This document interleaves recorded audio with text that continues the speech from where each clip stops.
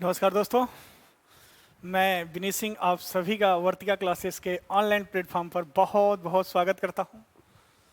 उम्मीद है आप लोग बहुत अच्छे होंगे, स्वस्थ होंगे और पढ़ाई के लिए पूरी तरह तैयार होंगे। ठीक, अब तो आपकी मांग भी एकदम पूरी तरीके से सरकार लगभग लगभग मान ही चुकी है।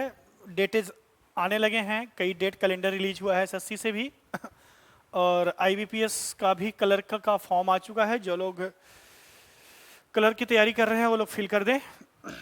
और क्या, बस। तो हम लोग स्टार्ट कर रहे थे या चल रहा था हमारा प्रोग्रेशन नंबर सिस्टम का बहुत ही इम्पोर्टेंट पार्ट प्रोग्रेशन, जिसका आज शायद 8वां या 9वां जो भी लेक्चर हो आज आपको मिलेगा। तो हम लोग प्रोग्रेशन के आज बहुत ही important CGL mains, CDS, CPO exam के आज बहुत बड़े बड़े लैंग्वेज टाइप क्वेश्चन करेंगे, जो होते बहुत आसान है लेकिन क्वेश्चन बहुत बड़े होते हैं।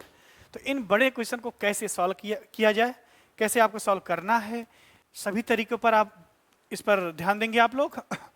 और हाँ, उम्मीद है, मैं दावे के साथ कहता हूँ कि जितना वीडियो मैं प्रॉपर दे रहा हूँ आपके लिए फ्री ऑफ कॉस्ट है, इसका कोई भी पेमेंट नहीं है।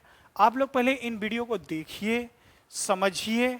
दावे के साथ कह रहा हूँ कि एक भी क्वेश्चन अगर बाहर चला जाए सिलेबस से फिर आप कहना। ठीक, पीडीएफ रेडी हो चुका है, बहुत जल्द जैसे ही प्रोग्रेशन खत्म होता है मैं सर्ड और इंडाइसेस और पीडीएफ के क्या बोलते हैं प्रोग्रेशन का पीडीएफ आपको क्या करेंगे, डाल देंगे। आप सभी लोग पीडीएफ को एक एक क्वेश्चन को अच्छे से सॉल्व करें। कहीं कोई डाउट समस्या आता है तो आप मुझे पिक कीजिए या ग्रुप पर डालिए, बच्चे से ही बच्चे, क्योंकि ग्रुप पर कई बच्चे ऐसे हैं, सिलेक्टेड बच्चे हैं या मेंस दे रहे हैं, बहुत अच्छे अच्छे बच्चे हैं, ग्रुप पर ही सॉल्व हो जाएगा। जो चीज़ नहीं समझ में आएगी हम उसको सॉल्व करेंगे। तो ठीक है, स्टार्ट लेते हैं आज नेक्स्ट सेशन जो प्रोग्रेशन का है। और आज आपसे मैं थोड़ा सा माफ़ी मांगता हूं, क्योंकि आज मॉर्निंग में मैंने वादा किया था कि रीजनिंग का पार्ट जाएगा, थोड़ा लाइट इशू था यहाँ पर, तो वो पार्ट मैं कल 9 बजे डालूंगा आपके लिए। आप लोग प्लीज़ हर एक पार्ट को ध्यान से देखिए, पढ़िए। प्लीज़ इस बात के लिए फ़ोन मत कीजिए कि पेड बैच कब आएगा। बेटा पेड बैच तो चल ही रहा है, दुनिया में इतने ही पेड बैच चल रहे हैं, आप सबको खरीदो ना, खरीद ही रहे हो आप लोग। जो फ्री में मिल रहा है उसको पढ़िए पहले अच्छे से, फ्री में चीज़ें पढ़िए, समझिए, फिर उस पर मंथन कीजिए।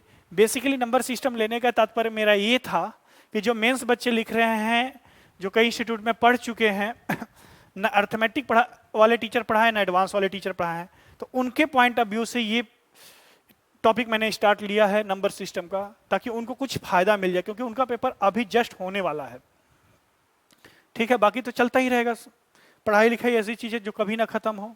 ठीक, चलिए स्टार्ट लेते हैं।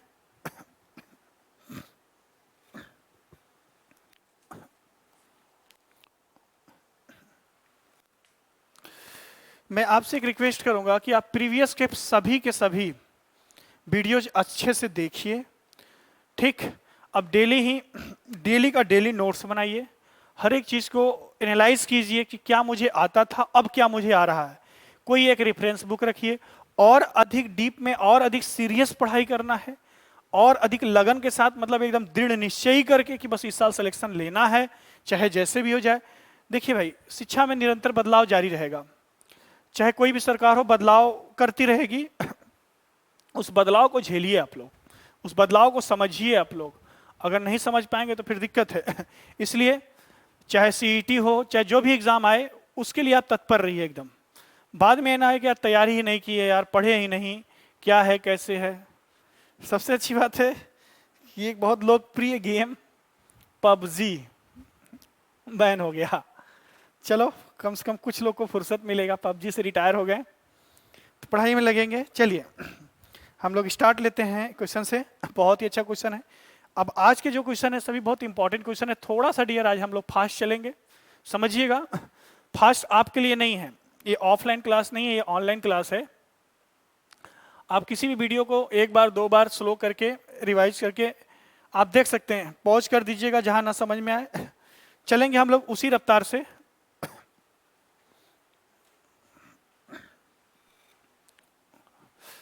ठीक, कई बच्चों की डिमांड है सर थोड़ा सा फास्ट, ये तो हमारे पास है ही वीडियो, हम लोग उसको दो बार तीन बार रिवाइज करके देख लेंगे, थोड़ा सा आप फास्ट चलिए। बिल्कुल बेटा, आपका सुझाव महत्वपूर्ण है। ठीक, चलिए देखिए क्वेश्चन क्या है। मैं पहले जितना समय लगेगा क्वेश्चन लिखने में लगेगा। If the side of a right angle triangle, बेटा जब मैं राइट लिखूं तो उसका मतलब होता है right angle triangle. If the side of right angle triangle are in AP, then the sum of the sum of the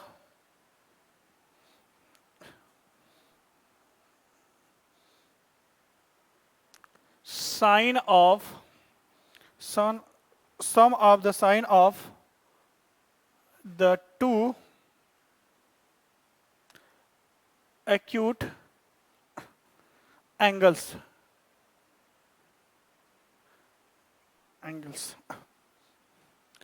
आपके ऑप्शन ए, बी, सी और D. 7/5, 4/3, √5 -1 upon K2 minus √5 plus 1 upon Q2। एक है none of these.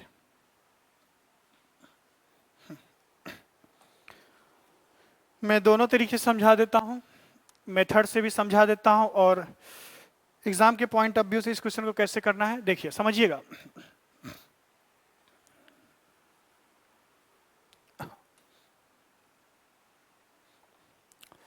एक right angle triangle है। अब right angle triangle है तो एक एंगल 90 डिग्री होना ही होना है। नाम दे दीजिए ए, बी और सी। एक राइट एंगल ट्रायंगल है। अब आपको पता है राइट एंगल ट्रायंगल के 3 साइड एपी में है। एपी में लेने के लिए 3, 4 और 5, यही एक नंबर ही है जो एपी में होगा। 3, 4, 5 से एक राइट एंगल ट्रायंगल ही बनता है। तो एक तरीका यह है कि आप 3, 4, 5 भी ले सकते हैं, तीनों एपी में है। मेथड 1 मैं डिटेल से भी समझा देता हूं इसको। आपको निकालना है, क्या निकालना है आपको? 2 एक्यूट एंगल होंगे, न्यून कोण 2 होंगे। अगर इसको थीटा मानते हैं, इसको अल्फा मानिए, इसको बीटा मानिए, आराम से, अच्छी बात है। अल्फा बीटा एक ही फैमिली को हो तो ठीक है। आपको निकालना है साइन ऑफ। साइन मतलब ज्या। हिंदी वाले अगर नहीं समझ पाए तो इसको समझे कि यदि किसी समकोण त्रिभुज की भुजाएं समांतर श्रेणी में हैं तो उनके 2 न्यून कोण के ज्या का योगफल क्या होगा। कहने का मतलब आपको निकालना है sign alpha plus sine beta. अब साइन अल्फा अभी पढ़ेंगे हम लोग, ट्रिग्नोमेट्री भी अच्छे से पढ़ेंगे, ज्योमेट्री भी पढ़ेंगे। साइन अल्फा लंब बटा कर्ण। साइन अल्फा, इस अल्फा के लिए परपेंडिकुलर 3 का काम करेगा, हाइपोटेनस 5 का, 3/5 प्लस साइन बीटा, इस बीटा के लिए 4 हो जाएगा। भाई जिस एंगल की बात करें उसके सामने वाला हमेशा साइड क्या होता है? परपेंडिकुलर होता है। उसके सामने वाला साइड परपेंडिकुलर होता है। मैं जब राइट एंगल ट्रायंगल या ट्रिग्नोमेट्री पढ़ाऊंगा एकदम क्लियर हो जाएगा। जिस एंगल की बात करें उस एंगल के सामने वाली साइड परपेंडिकुलर, सबसे बड़ी साइड हाइपोटेनस और साथ वाली साइड हमेशा बेस होती है। बीटा की बात करें साइन बीटा तो इसके लिए हो जाएगा 4/5, दोनों का एलसीएम हो गया 5, ऊपर आ गया 7, answer is 7/5। Answer is 7/5।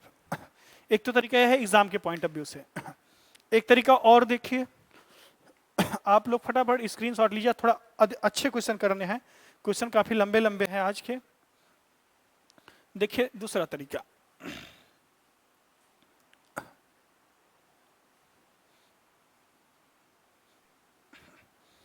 Angle यहीं रहने दीजिए। मैंने आपको बताया है कि जब एपी में 3 टर्म को मानना है तो कैसे मानेंगे? एक तो ए हो जाएगा, एक होगा ए प्लस डी और एक होगा ए माइनस डी। ये 3 टर्म मान लिया एपी में। अब सबसे बड़ी साइड तो ये हो जाएगी ए प्लस डी, ए में कुछ जुड़ रहा है, ए में कुछ घट रहा है, तो सबसे बड़ी साइड इसको मान लीजिए क्या, ए प्लस डी। सबसे बड़ी साइड यही होती है हाइपोटेनस, किसी राइट एंगल ट्रायंगल सबसे बड़ी साइड हाइपोटेनस। अब इन दोनों में से किसी को कुछ भी मान लीजिए, इसको ए मान लीजिए, इसको ए माइनस डी मान लीजिए, ठीक है। अगर एपी में है तो इनका एम निकाल लीजिए, एपी में है तो इनका क्या निकाल लीजिए, एम नहीं, आप पाइथागोरस थ्योरम लगा दीजिए।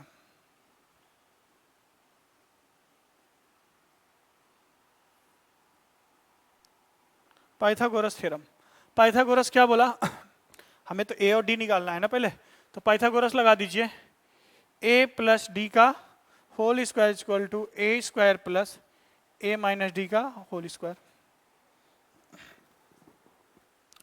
ब्रेक कर लीजिए, a square plus d square plus 2ad equal to a square plus d square minus 2ad। देखिए a square d square cancel out, एक ए और हल्का हो जाएगा। कुछ गड़बड़ है क्या?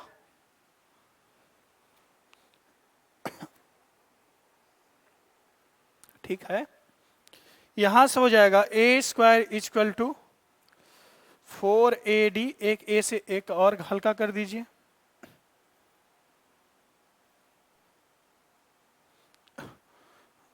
तो a इक्वल टू हो जाएगा 4d, a equal to 4d, a equal to 4d आ गया, बहुत अच्छा। अब देखिए आपको निकालना क्या है, ध्यान समझिए, a equal to 4d, sine alpha plus sine beta. Sine alpha इस अल्फा की बात कर रहा है, और क्या चाहिए हमें, साइन चाहिए, एजम्पशन साइन चाहिए। साइन का रेशियो होता है perpendicular upon hypotenuse, a by A plus D plus sine beta, इस बीटा की बात करें, इस बीटा के लिए सामने होगा perpendicular a minus D upon के a प्लस डी। बात समझ गए? मुझे बताइए a की वैल्यू क्या है, a की वैल्यू है 4d, रख दीजिए 4d अपॉन के 4d plus D 5d plus यहाँ कितना हो जाएगा 3d by 4d minus D 3d upon के 5d, ये d हल्का कर देगा, ये d हल्का कर देगा, बात वहीं से आ गई बेटा 7/5।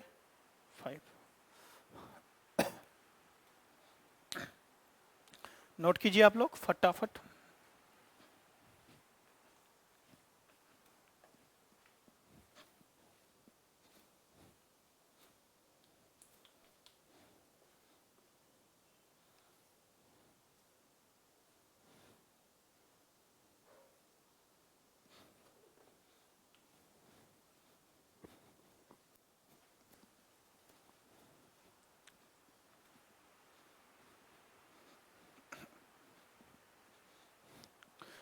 चलिए दोस्तों, ठीक है, जब किसी भी एपी के 3 टर्म मानने हो, 4 टर्म मानने हो, मैंने प्रीवियस लेक्चर में आपको एक एक चीज डिटेल में समझा दिया है, उसको जरूर देखिए आप लोग। चलिए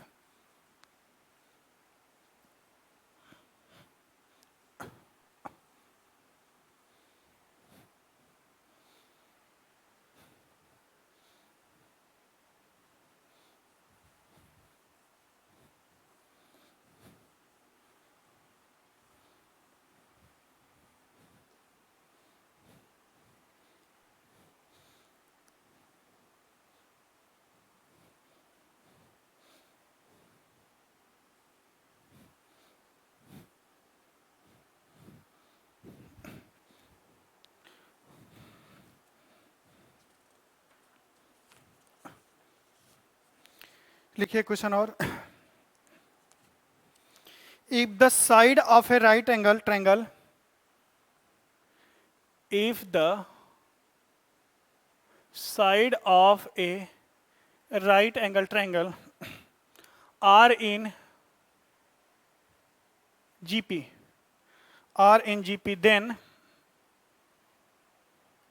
then find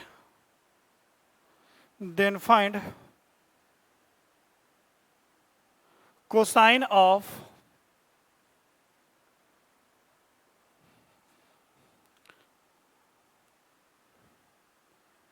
greater acute angle is, यहीं पर लिख दीजिए इज, दो लाइन क्यों लगाना, इज। हिंदी में भी बोल रहा हूं, पहले ऑप्शन लिख लीजिए।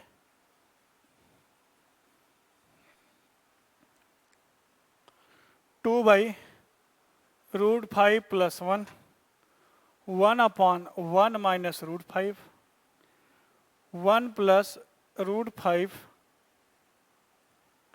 by 2 unknown. किसी समकोण त्रिभुज की भुजाएं, किसी समकोण त्रिभुज की भुजाएं जीपी में है,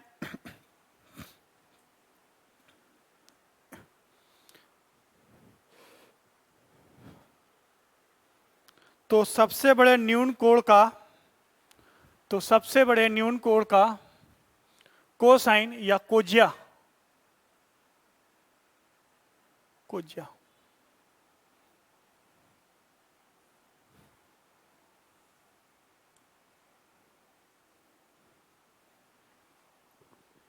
एक राइट एंगल ट्रायंगल है।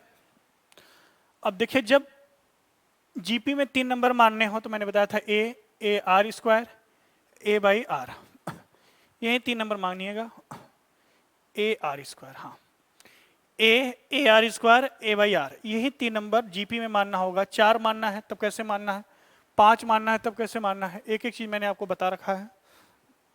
अब इस चीज को समझिए आप। सबसे बड़ी साइड तो हाइपोटेनस होगा AR², सॉरी AR। क्रमागत साइड माननी है AR और A/R। अगला होगा AR², तो इधर होगा A/R², ठीक। जब किसी भी जीपी के 3 नंबर को लगातार नंबर को मानना है तो एक होगा A, दूसरा होगा, उससे बड़ा होगा AR, और पीछे वाला नंबर होगा A/R, रेशियो में जाएगा, ठीक। अब मुझे बताइए, एक को A मान लीजिए, एक को मान लीजिए क्या, A/R। अब बस मुझे इतना बता दीजिए, बेसिक नियम है कि किसी भी ट्रायंगल में बड़े साइड के सामने की एंगल भी क्या होती है, बड़ी, या बड़ी एंगल के सामने की साइड भी क्या होती है, बड़ी। ये बेसिक रूल है। किसी भी ट्रायंगल में सबसे बड़े साइड के सामने वाला एंगल सबसे बड़ा, और सबसे छोटे साइड के सामने वाला एंगल सबसे छोटा।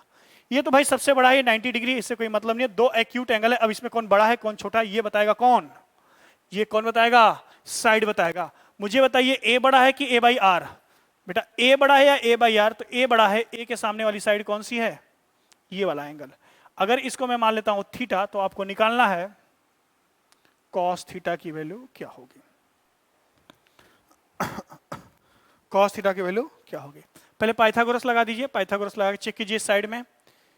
A² R², हाइपोटेनस का स्क्वायर, A² + A² / R², ठीक है भाई।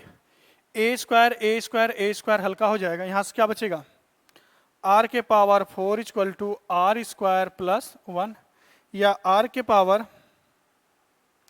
R² - 1) = 0। थोड़े समय के लिए आप R² को आप x², R⁴ को x², तो R² x के बराबर आ जाएगा। लेट कर लीजिए, लेट। भाई हमें द्विघात चालू करना आता है, नहीं भी तो आप डायरेक्ट R² = लिख सकते हैं, ऐसी बात नहीं है। x² सीधा 4 फॉर्मूला लगाइए, -b, तो हो जाएगा 1 + √b² 1 + 4/2a, तो हो जाएगा 1 ± ये कितना हो जाएगा, √5/2।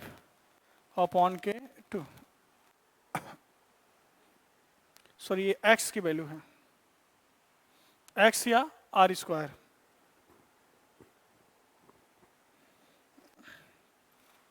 ठीक है, ये x या R²। नेगेटिव साइन नहीं लेंगे क्योंकि फर्स्ट क्वाड्रेंट की बात कर रहा है, सभी के सभी वैल्यू पॉजिटिव होंगे। नेगेटिव इसलिए नहीं लिया जाएगा, ध्यान समझिए, negative can not exist, negative can not exist because अगर निगेटिव वैल्यू लेते हैं तो 1 में से √5 जाएगा, वैल्यू निगेटिव आएगी। अब निगेटिव आते ही क्वाड्रेंट चेंज हो जाएगा, रूल ऑफ क्वाड्रेंट, ये हम लोग ट्रिग्नोमेट्री में पढ़ेंगे अच्छे से, जो लोग पढ़ चुके बात को समझ रहे हैं। निगेटिव वैल्यू एग्जिस्ट नहीं करेगा, इसलिए हम यहाँ पर लिख सकते हैं x की जगह पे मैं r² ही लिख दे रहा हूँ। r² की वैल्यू 1 + √5/2, √5/2। अब मुझे बताइए यहाँ से cos थीटा होता है बेस अपॉन हाइपोटेनस, किसका रेशियो होता है? ये एजम्पशंस किसका रेशियो होता है? बेस का। जिस थीटा की बात की जाती है उसके साथ वाली साइड हमेशा बेस और सबसे बड़ी साइड हाइपोटेनस। तो बेस मतलब a/r अपॉन के AR, a से a कैंसिल हो जाएगा, इसका मतलब हो जाएगा 1/r²। r² की वैल्यू दे रखा है कितना है? 1 + √5, पलट दीजिए उसको, 2/1 + √5। ये है cos थीटा, यही आपका आंसर बेटा।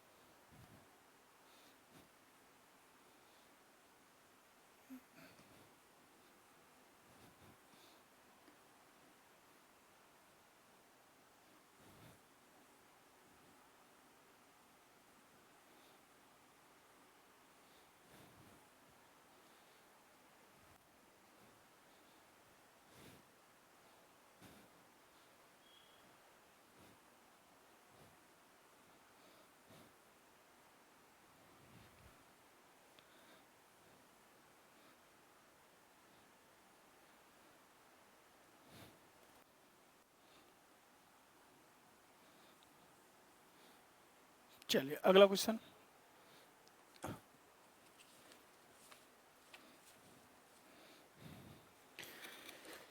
ये इंपॉर्टेंट है, इफ CDS का क्वेश्चन है। If the set of 4 numbers the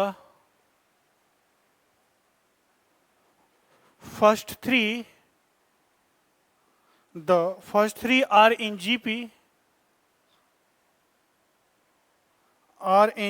and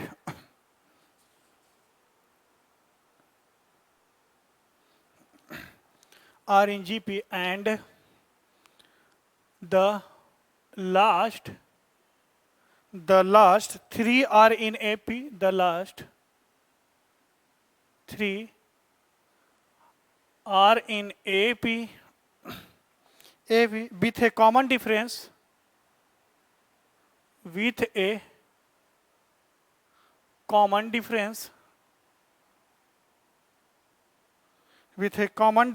of 6 if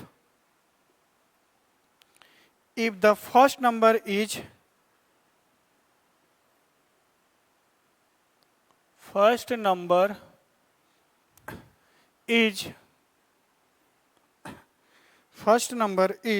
same as the fourth number,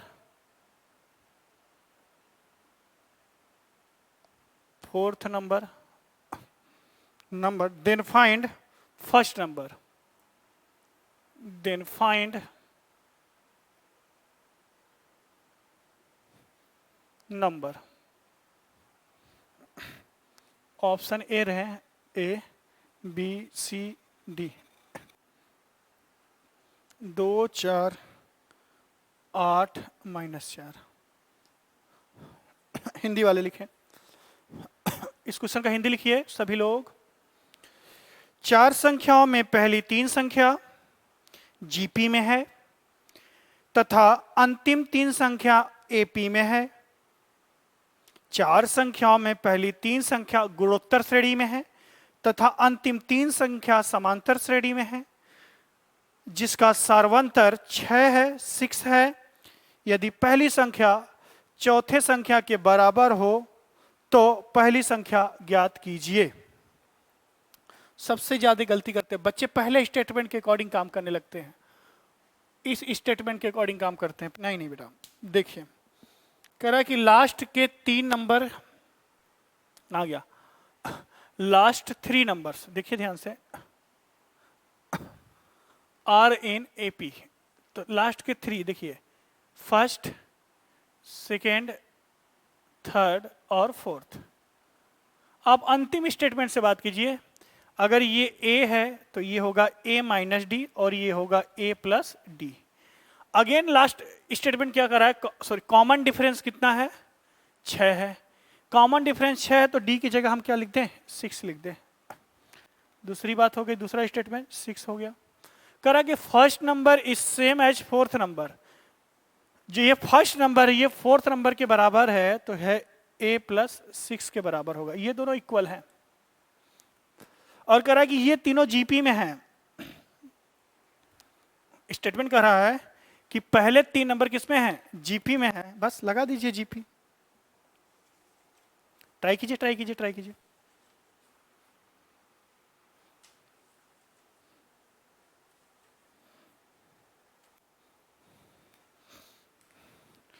तो जीपी में है तो a माइनस 6 का होल स्क्वायर इन दोनों के बराबर होगा, a इंटू ए प्लस 6, ये हो जाएगा a स्क्वायर प्लस 36 और minus 12a equal to a square plus 6a।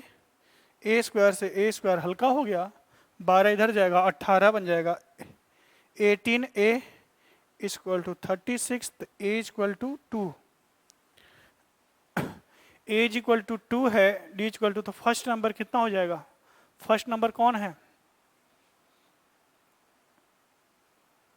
First number a plus 6, 2 plus 6 equal to 8। यही आंसर बेटा।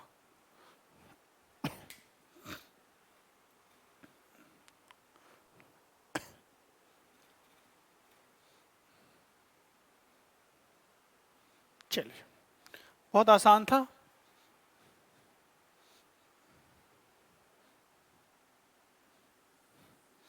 देखिए, जिस कंडीशन के बारे में ज्यादा जानकारी हो उसको पहले मानिए। ये मेरा अपना ओपिनियन है कि जिस कंडीशन के बारे में अधिक से अधिक जानकारी हो उसको आप अपने अकॉर्डिंग मान लीजिए। बाकी कंडीशन, देखिए एपी, इसलिए मैंने एपी में पहले माना क्योंकि कॉमन डिफरेंस भी दिया था, ऐसे ही मानना भी पड़ता है।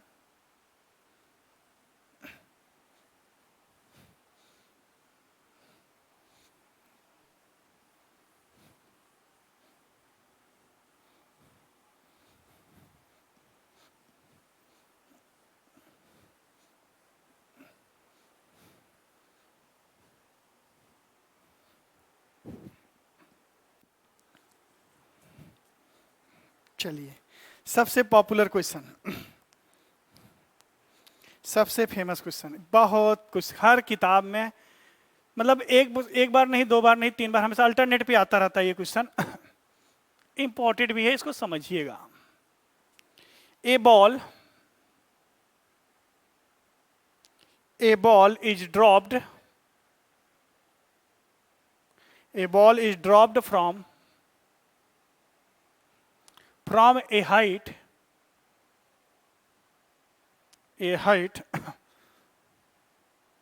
500 meter,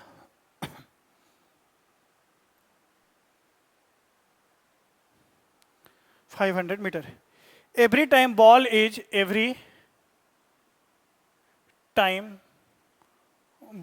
is bounced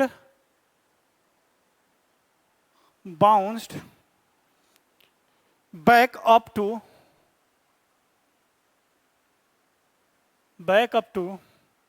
the height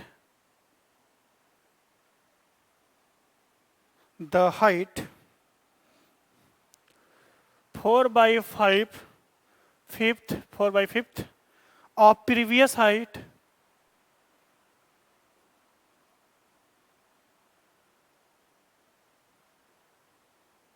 previous height till the ball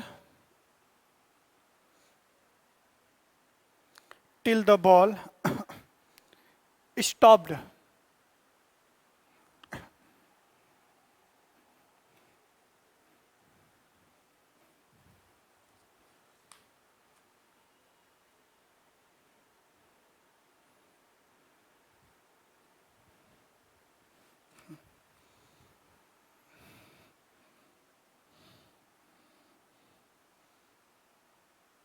Stopped. How much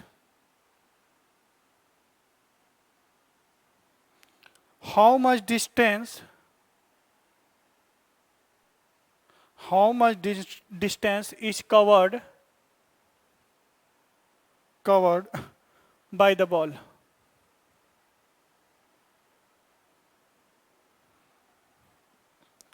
option A रहे ए, बी, सी, डी। सभी बुकों में क्वेश्चन है, बहुत अच्छा क्वेश्चन है। इसका कंसेप्ट समझिएगा, इसका मेथड भी बताता हूं।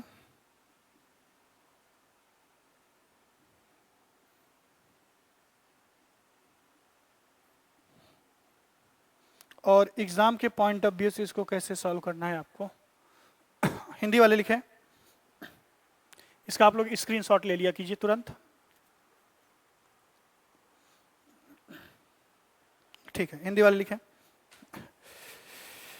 एक गेंद को 500 मीटर ऊंचाई से नीचे धरती पर फेंका जाता है। एक गेंद को 500 मीटर की ऊंचाई से धरती पर फेंका जाता है। प्रत्येक बार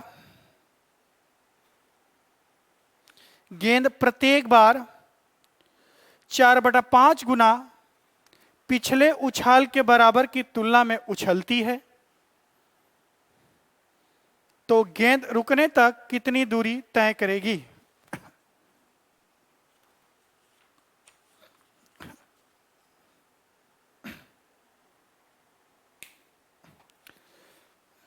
ठीक है,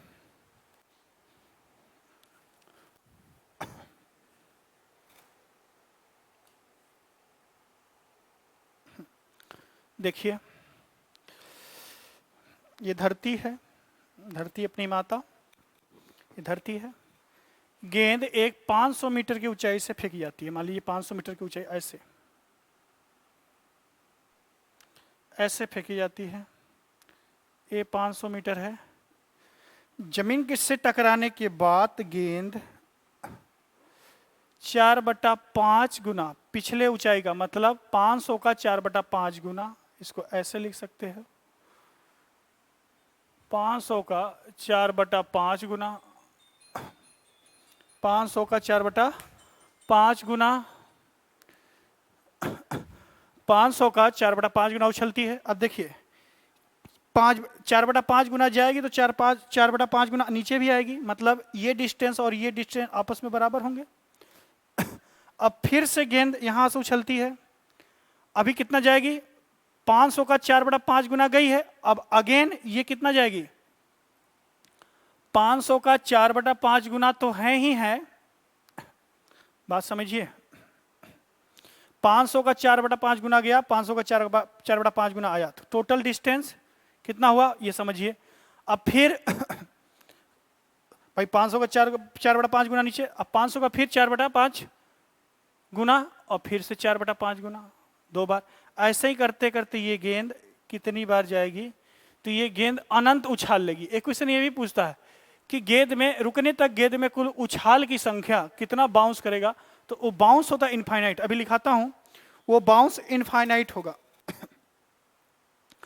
अब मुझे बताइए कि जो इस सीरीज बनेगी, देखिए ऊपर से गिरा नीचे, नीचे से फिर ऊपर तक जाने में कितना डिस्टेंस ट्रेवल किया। सबसे बड़ी लॉजिक यही है, ऊपर से नीचे, देखिए ऊपर से आया नीचे, नीचे से फिर ऊपर, 500 आया, 500 का 4/5 गुना कितना हो जाएगा बेटा? 400। 400 ऊपर गया, मतलब टोटल कितना ऊपर गया? 900। पहला बाउंस 900, पहला एक साइकिल कंप्लीट करेगा 900। 900।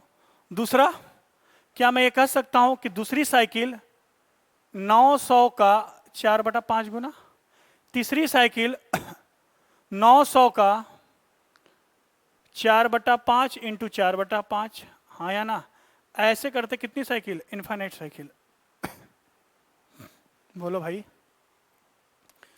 अब देखिए ये जीपी में है, कैसे पता चलेगा जीपी में है? देखिए कॉमन रेशियो बराबर है हर जगह, इतना बटा इतना, इतना बटा 4/5, इतना बटा इतना 4/5, जो कॉमन रेशियो है वो 4/5 ही है, कंटिन्यूअस 4/5। तो ये जो सीरीज है ये जीपी में होगा, और जीपी में कितना गेंद डिस्टेंस ट्रेवल किया, तो एस एन निकाल लीजिए, जीपी का एस इनफाइनाइट निकाल लीजिए। एस इनफाइनाइट हमने आपको पढ़ा रखा है कि A/1 माइनस आर, कब? जब आर छोटा हो, सॉरी जब आर छोटा हो 1 से, ठीक है। ए की वैल्यू है 900, अपॉन के 1 माइनस 4/5, ये हो जाएगा 1/5, 5 उधर चला जाएगा, 9×5 = 45 मीटर। मतलब गेंद रुकने तक कितना मीटर डिस्टेंस ट्रेवल करेगा? 4500 मीटर। ये पहला क्वेश्चन इस पर, ये पहला क्वेश्चन बनता है कि गेंद रुकने तक कितना डिस्टेंस ट्रेवल करेगा, गेंद रुकने तक कितनी डिस्टेंस ट्रेवल करेगी। एक क्वेश्चन और बनता है, आप लोग लिखिए, कि गेंद रुकने तक कितना उछाल लेगा, गेंद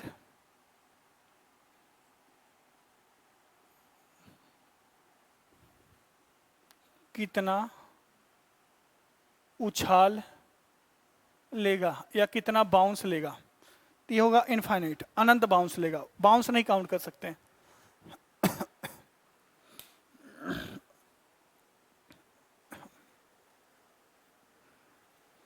बाउंस नहीं काउंट कर सकते।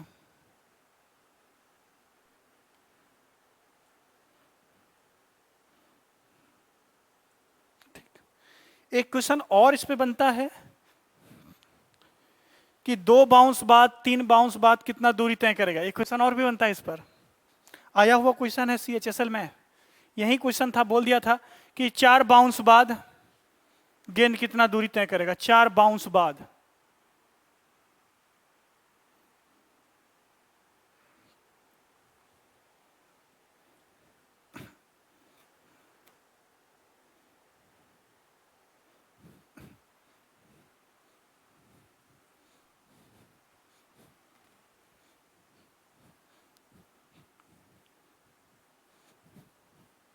ये बात समझ गए आप सभी लोग कि टोटल देखिए यहां से स्टार्ट लिया, फिर यहीं तक पहुंचने में मतलब आया गया, तो 5 4 9, फिर आया गया 5 4 9 का 4/5, क्योंकि 4/, देखिए इसके बराबर है इतना। सेम कहानी वही है, 500 400, फिर 400, फिर उसका 4/5, ऐसे करते 900 का ही चलेगा साइकिल। अब दूसरी क्वेश्चन बनती है, जैसे मैं कह दूं आपसे,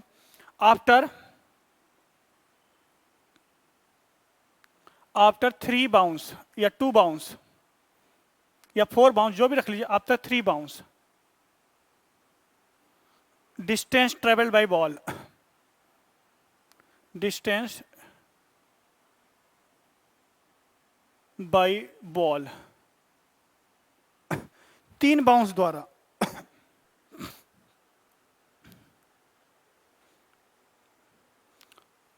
डिस्टेंस नहीं हाइट, डिस्टेंस नहीं, इसको हाइट,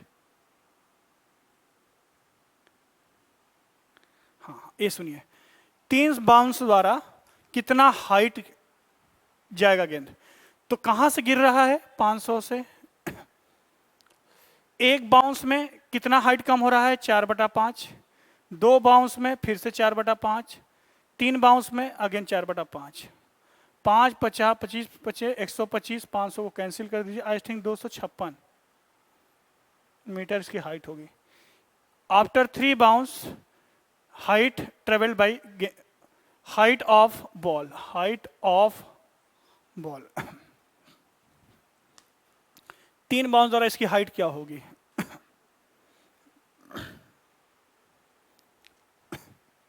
ठीक है। इसका दूसरा तरीका देखिए, जो एग्जाम के पॉइंट ऑफ व्यू से बहुत अच्छा है, जिसको आप लोग अपनी भाषा में शॉर्टकट बोलते हो। क्या बोलते हो? Shortcut, short trick. बहुत अच्छा है, शॉर्ट ट्रिक। देखिए जब ये तभी है भाई, देखिए शॉर्ट ट्रिक की लिमिटेशन है, ऐसा नहीं है लिमिटेड, इस शॉर्ट ट्रिक कुछ होता नहीं है, आप प्रैक्टिस कीजिए, मैं बार बार इसके खिलाफ रहता हूं हमेशा। कोई शॉर्ट ट्रिक वगैरह नहीं होता है, समझिए उस बात को। जब एक पर्टिकुलर हाइट कम हो, जैसे 4/5, मतलब जितनी हाइट ट्रेवल कर रही है एक पर्टिकुलर है, 4/5 ही कम होना है, उस केस में कुछ नहीं करना है। आपको कुछ नहीं करना, एग्जाम का मेथड है, मेथड 2 अगर लिख ले आप लोग, तो टोटल हाइट कितना था 500, 500 कितना हाइट कम हो रहा है 4/5, न्यूमरेटर और डिनोमिनेटर को ऐड करके मल्टीप्लाई कर दीजिए, 9, 45। जब पर्टिकुलर हाइट कम हो, सेम 4/5, हर एक बाउंस में 4/5 ही कम हो रहा है, ऐसा तो नहीं है पहले बाउंस में 4/5, दूसरे बाउंस में और कम, तीसरे बाउंस में और कम, एक सेम बाउंस सेम हाइट कम हो रहा है 4/5। कुछ नहीं करना है, टोटल हाइट में न्यूमरेटर और डिनोमिनेटर को ऐड करके मल्टीप्लाई कर दीजिए। बस यही इसका आंसर है। जैसे दूसरा क्वेश्चन कीजिए। दूसरा क्वेश्चन मैं सेम एज ऐसे ही रख रहा हूं, मैं इसको रब नहीं कर रहा हूं। आप लोग स्क्रीनशॉट ले लीजिएगा। कुछ नहीं, क्वेश्चन सेम है, हिंदी में भी इंग्लिश में, बस थोड़ा सा डेटा मैं चेंज कर रहा हूं। आप लोग डिटेल से भी ट्राई करेंगे उसको और शॉर्ट ट्रिक्स तो आंसर बता ही देंगे।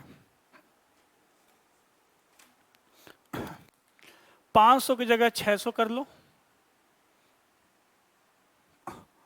और 4/5 की जगह पर आप लोग 2/3 कर लो। ऑप्शन में लिख दे रहा हूं, 3500 3000, 2500 3000 सब मीटर में है, 3500 मीटर, 3500 मीटर, 4000 मीटर। मुझे नहीं लगता कि किसी का भी आंसर नहीं आया हो। 600 मल्टीप्लाई बाई 10 2 5, 3000 मीटर। ये क्या है 3000 metre? Total distance covered by the ball. ये सेकेंड क्वेश्चन है। डेटा चेंज कर दिया 600, और कितना हाइट कम हो रहा है प्रीवियस का 2/3।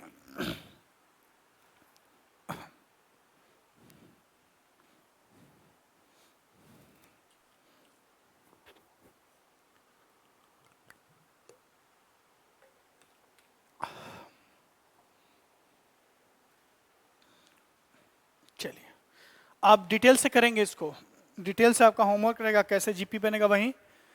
3 बाउंस द्वारा हाइट कितना होगा, 3 बाउंस के बाद हाइट कितना होगा, आफ्टर 3 बाउंस हाइट कितना होगा, नंबर ऑफ बाउंस कितने होंगे, इनफाइनाइट होंगे।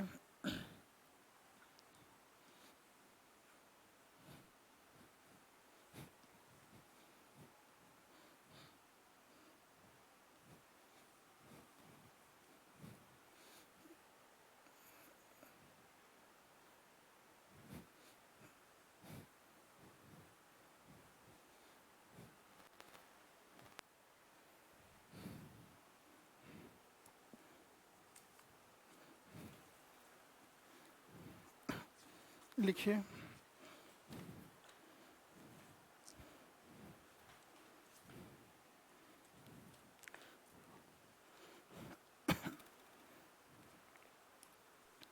बहुत ही अच्छा क्वेश्चन, इंपॉर्टेंट है।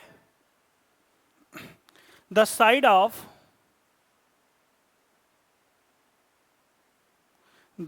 Of a right angle triangle are 6, 8 and 10 centimetre. A new triangle, बेटा ट्रायंगल की जगह पे मैं ट्रायंगल बना दे रहा हूं, ट्रायंगल की जगह मैं सिंबल का यूज कर रहा हूं ट्रायंगल के लिए। ए new triangle is formed by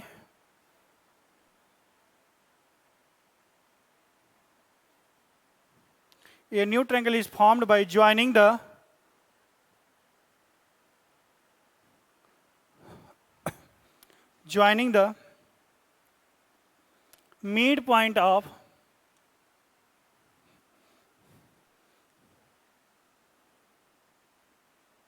midpoints of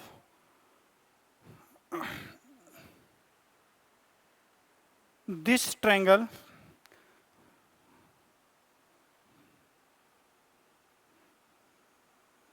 midpoints of side of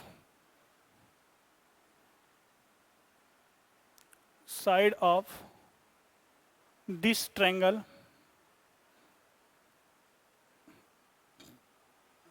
again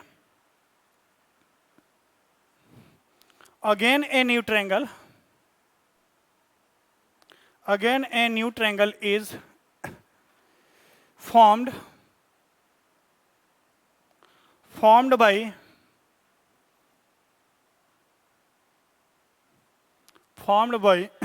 joining the midpoints of side of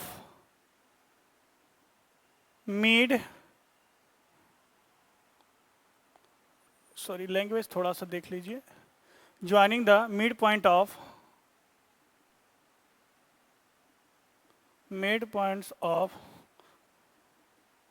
side of new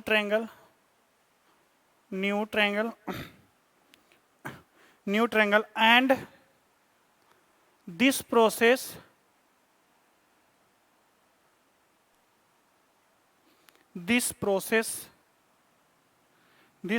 goes on till infinite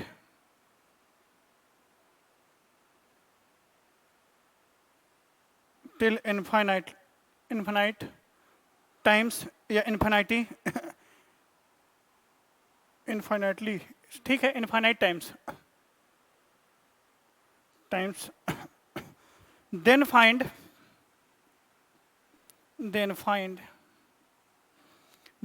total area of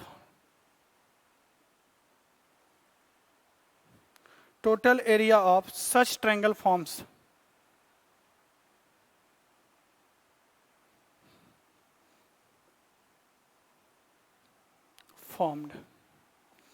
Hindi वाले लिखे हैं, answer है ए, B, सी और D.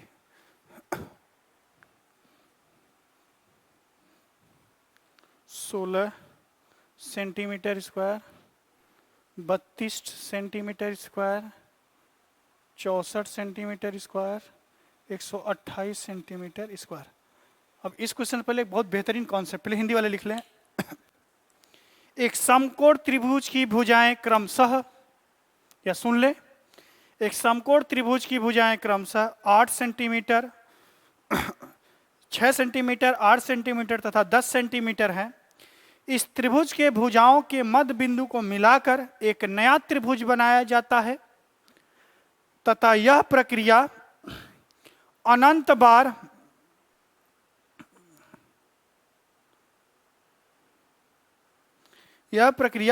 बार दोहराई जाती है। इस प्रकार बने त्रिभुज के कुल क्षेत्रफल का योगफल क्या होगा? बहुत बड़ा क्वेश्चन है, लेकिन है बहुत बेहतरीन क्वेश्चन, मेंस के पॉइंट ऑफ व्यू से इंपॉर्टेंट, क्योंकि ऐसे क्वेश्चन अब एग्जाम में आने लगे हैं। कुछ है नहीं, बहुत आसान है। अगर आप लोग क्वेश्चन लिख लिए तो मैं क्वेश्चन को रब कर देता हूं, ठीक है? स्क्रीनशॉट ले लीजिए, मैं हट जाता हूं थोड़ी देर के लिए, आप लोग ले लीजिए स्क्रीनशॉट। ठीक, अब मैं क्वेश्चन को रब कर देता हूं।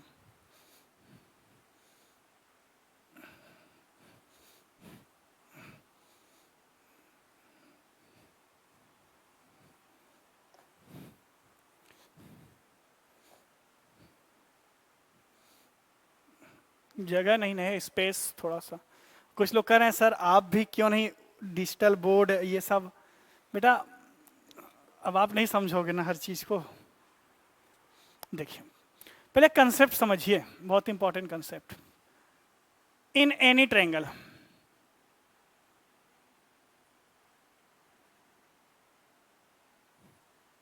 किसी भी त्रिभुज की मैं बात करने जा रहा हूं, फिर आएंगे राइट एंगल ट्रायंगल में। किसी भी त्रिभुज के लिए मैं बात करने जा रहा हूं, कोई भी त्रिभुज है,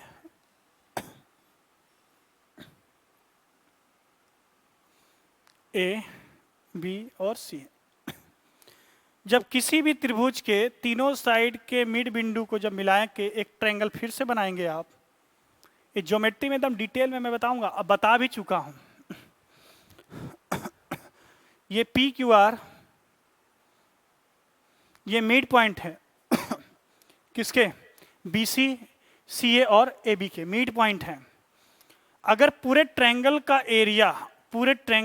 एरिया मैं अगर डेल से रिप्रेजेंट करता हूं, area, total area of triangle या area of triangle A B C, इसको मैंने डेल से रिप्रेजेंट किया। ये एरिया है डेल, एक्स वाई कुछ भी मान सकते हो, टी मान सकते हो, एरिया को कुछ भी मान सकते हो, डेल है। तो ये जान लीजिए कि जो छोटे छोटे ट्रायंगल बने हैं इनका एरिया डेल बाई 4 होगा।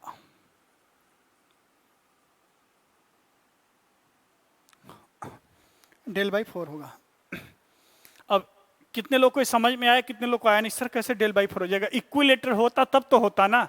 बेटा किसी भी ट्रायंगल में मिड पॉइंट थ्योरम जब आप पढ़ेंगे कि जब किसी त्रिभुज के दो साइड के मिड पॉइंट को मिलाने वाली रेखा किसी त्रिभुज के दो साइड के मिड पॉइंट को मिलाने वाली रेखा, दो साइड के मिड पॉइंट को मिलाने वाली रेखा तीसरी के आधी और तीसरी के पैरेलल होती है। ये मिड पॉइंट थ्योरम है, वहां से क्लियर हो जाएगा बहुत अच्छे से। तो उसके लिए अभी थोड़ा सा इंतजार करना पड़ेगा, ये समझ जाएंगे। ये किसी भी ट्रायंगल की मैं बात कर रहा हूं। ये एरिया 1/4 हो जाएगा टोटल एरिया का। अगर मैं कहूं एरिया का रेशियो, अब मैं अगर आपसे कहूं कि एरिया का रेशियो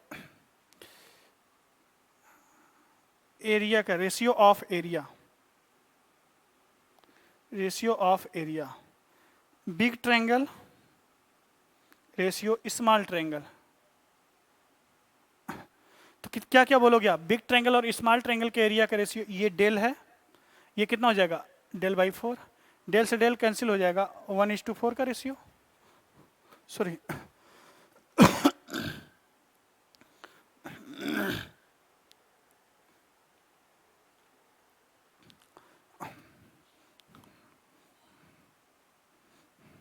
हो जाएगा 4:1 का रेशियो।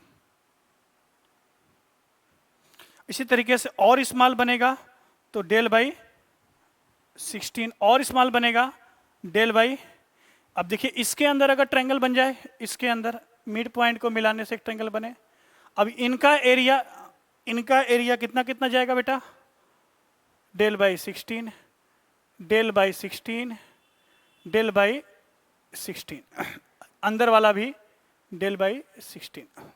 अब इसके अंदर बनेगा, मतलब हर स्टेप पे 1/4 होता चला जाएगा क्या, area, del by 4, del by 16, ऐसे करते करते चला जाएगा। एरिया का रेशियो ऑफ एरिया डेल और डेल बाई 4, डेल और डेल बाई 4, जब रेशियो को आप सिंप्लीफाई करेंगे 2 का रहेगा तो 4:1 का रेशियो। कहने का मतलब है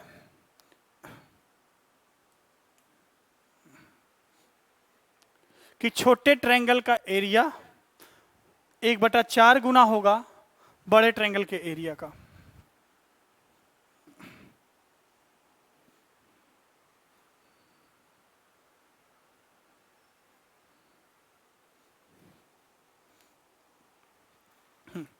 अब इसी पे आ जाइए, पेरीमीटर का रेशियो,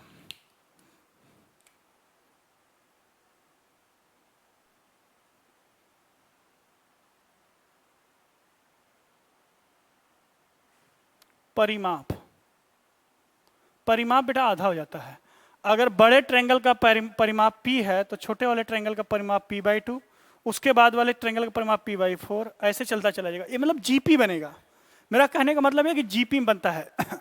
अब जैसे इस बड़े वाले ट्रायंगल का परिमाप P है तो इसका परिमाप कितना हो जाएगा P/2, इसका परिमाप P/4, इसके अंदर P/16, 4 दूना 8, P/8, परिमाप आधा और एरिया 1/4,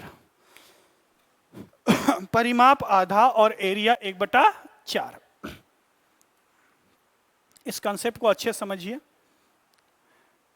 एरिया 1/4, परिमाप आधा।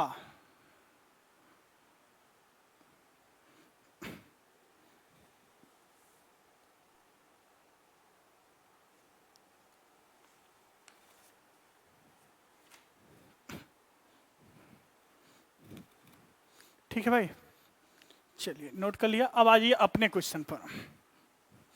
जो क्वेश्चन आपने स्क्रीनशॉट लिया है या लिख लिया, जो भी पॉज करके आप लोग क्वेश्चन लिख लीजिएगा।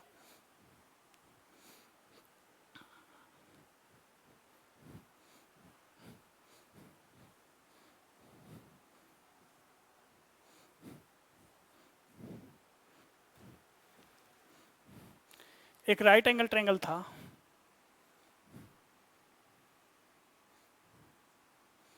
छः, 8 और 10। मुझे बताइए इस राइट एंगल ट्रायंगल का एरिया डेल कितना होगा? 1/2, 6 × 8, 24 सेंटीमीटर स्क्वायर, अगर सेंटीमीटर में है तो। अब सबके मिड पॉइंट को मिला मिला के त्रिभुज बनाया जा रहा है। तो मैंने क्या बताया, अनंत त्रिभुज अगर त्रिभुज के अंदर बनाए जाते हैं मिड पॉइंट को मिला के, तो एरिया का रेशियो जो होगा डेल, डेल का मतलब डेल, और कितना जाएगा, डेल बाई 4, डेल बाई 16, ऐसे करते करते कहाँ तक, इनफाइनाइट तक जाएगा। डेल कितना है 24, और ये हो जाएगा 24/4, ये हो जाएगा 24/16, ये हो जाएगा आगे चल के ऐसे अनंत तक। तुरंत आप जीपी में है ये, एस इनफाइनाइट निकाल दीजिए। ए कितना है 24/1 माइनस 1/4, 24 कितना हो जाएगा 3/4, 8 तियाँ 24, 8 चौका 32 सेंटीमीटर स्क्वायर। यह प्रक्रिया जब अनंत बार दोहराई जाएगी तो जितने इनफाइनाइट ट्रायंगल बनेंगे सबके एरिया का सम होगा 32 सेंटीमीटर स्क्वायर।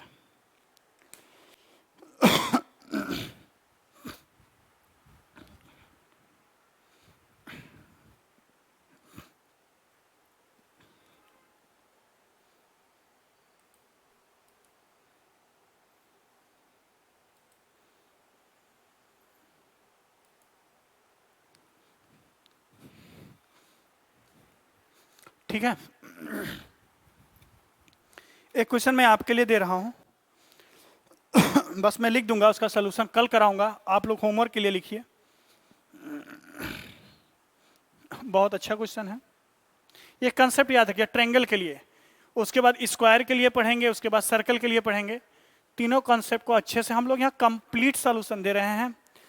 मैं दावे के साथ कह रहा हूं कि ऐसा सॉल्यूशन आप चेक कर लीजिए, किसी प्लेटफॉर्म पे इस तरीके से सॉल्यूशन हो तो आप हमसे बताइए।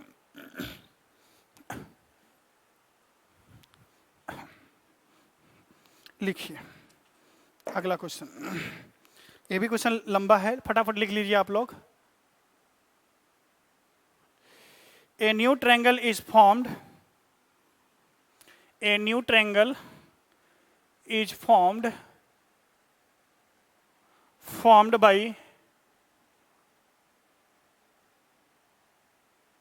by joining the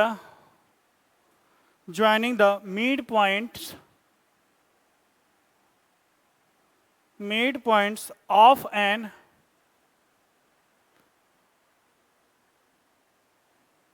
equilateral triangle. Again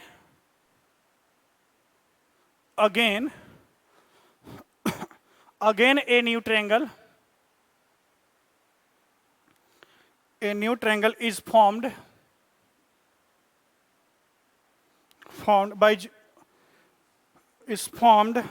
by using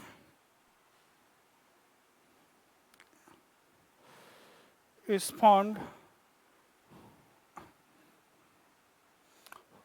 formed by joining, using नहीं, joining is formed joining the midpoints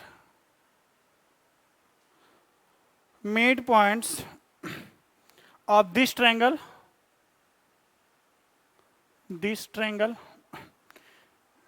This process goes on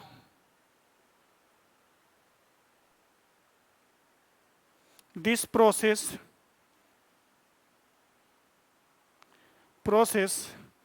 goes on,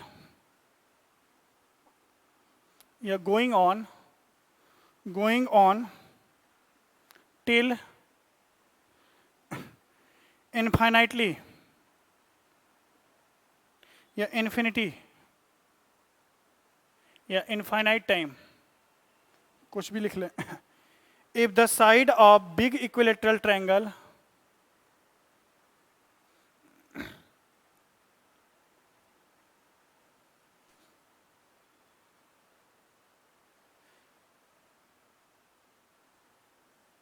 is 24 unit, then find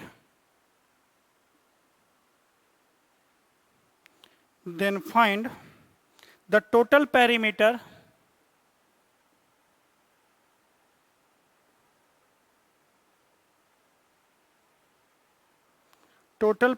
such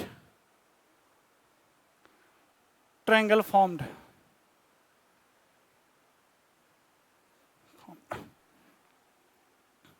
answer मैं लिख दे रहा हूं. 288 unit, 72 unit, 36 units, 144 units. Hindi वाले लिखें. एक समबाहु त्रिभुज के भुजाओं के मध्य बिंदु को मिलाकर, एक समबाहु त्रिभुज के भुजाओं के मध्य बिंदु को मिलाकर एक नया त्रिभुज बनाया जाता है. एक नया समबाहु त्रिभुज बनाया जाता है, समबाहु ही बनेगा, तथा यह प्रक्रिया अनंत बार दोहराई